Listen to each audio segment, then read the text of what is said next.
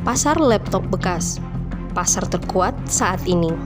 Kita bahas laptop bekas, sebuah pembahasan yang bagi saya sedikit memainkan narasi berbau politik kalau kita bahas panjang. Kok bisa laptop bekas jadi politik? Kita mulai bahas saja ya. Pasar laptop bekas merupakan pasar yang tidak akan bisa digilas dalam waktu cepat. Lain halnya dengan cabai, bawang, tomat, atau komoditi lainnya yang mengalami pasang surut harga yang bisa terpaut sangat jauh harganya. Pengumpul laptop bekas merupakan sebuah usaha cabang dari teknologi. Kita tahu konsep hidup manusia modern, bahwa perkembangan manusia sekarang ini tidak lepas dari teknologi. Tapi mirisnya, perkembangan teknologi ini tidak sebanding dengan laju pertumbuhan ekonomi. Ditambah halnya dengan keterpurukan ekonomi bangsa ini sejak badai COVID-19 menerjang. Itu kan pasti menyenggol urusan politik negara, di mana dana pembangunan, apakah itu infrastruktur, dana peningkatan mutu pendidikan, dana ketahanan pangan sebagai resistensi dari sebuah negara ikut tersedot untuk menanggulangi COVID-19 yang entah kabar disease itu benar atau tidak dari segi dampaknya. Karena sepertinya kepentingan politik global ikut bermain di dalamnya. Dilanjut dengan perang terbuka antara Rusia dan Ukraina yang sampai saat ini tidak menemukan jalan damai. Ya, lagi-lagi kepentingan pihak yang berseteru terlalu tinggi kepentingannya antara blok barat yang dikomandai oleh Amerika dan sisi sebelahnya ada Rusia yang sama-sama negara adidaya.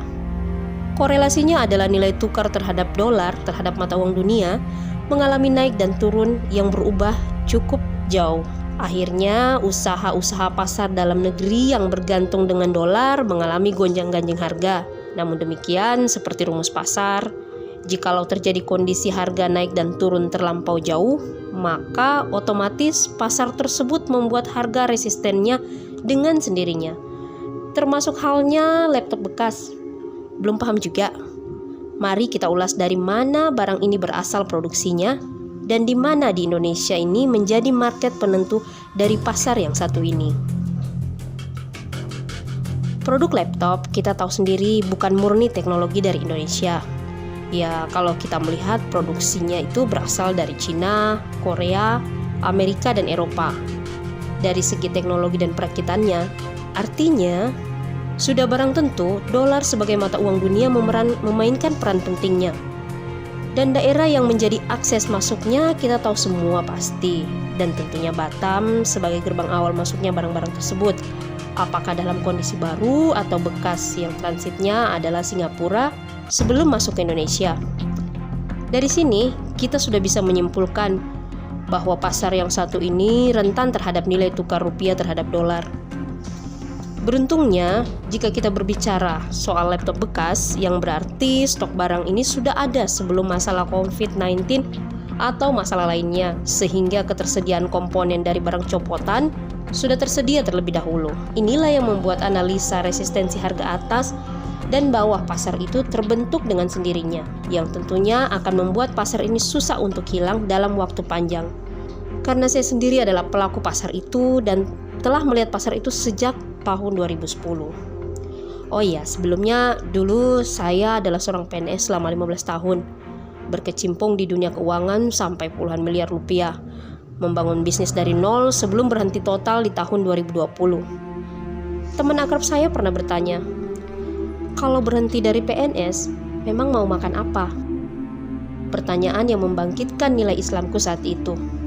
Saya bilang begini, kalau Anda bertanya seperti itu, maka saya akan keluar dari PNS secepatnya.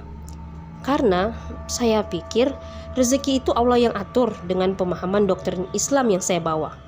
Bahwa ilmu yang disembunyikan Allah itu ada 3, yaitu rezeki, maut, dan jodoh. Dan hasilnya, 2020 saya benar-benar meninggalkan dunia PNS.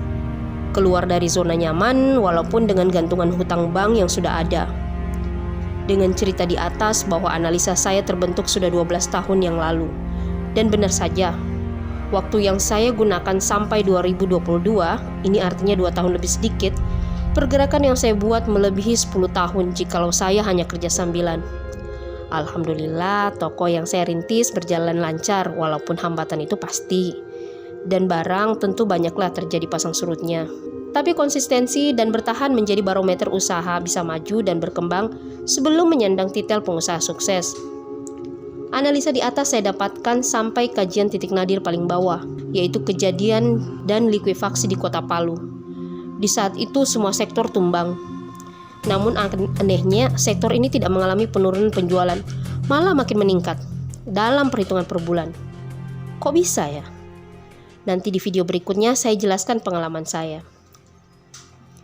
Kita lanjut lagi kisah COVID-19, hal yang sama juga terulang di saat semua sektor usaha tumbang dan berantakan. Sampai Bank BI harus mengeluarkan kebijakan non-cicilan selama 6-12 bulan. Namun sektor ini bertahan, malah puncak penjualan tercipta. Dengan dua kajian dampak terberat yang sudah dihadapi inilah yang membuat saya terus berkonsentrasi menjalankan usaha ini. Dan sekarang alhamdulillah mencoba merambah ke dunia media.